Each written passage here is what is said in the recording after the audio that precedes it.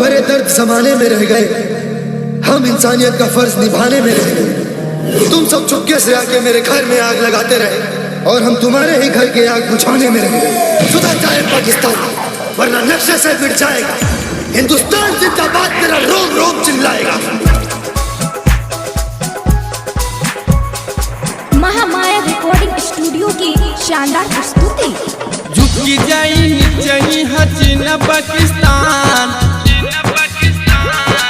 यह हिंदुस्तान प्यारा हिंदुस्तान हो।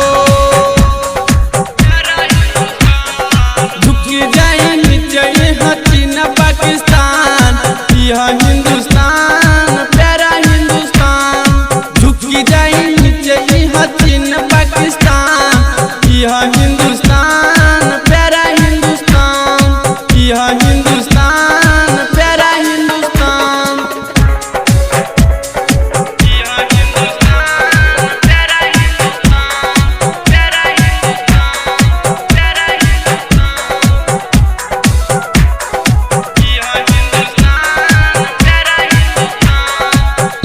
नेताजी सुभाष रहले देश के जवान हो।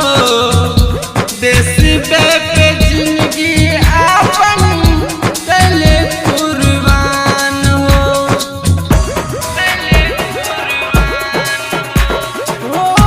नेताजी सुभाष रहले देश के जवान हो।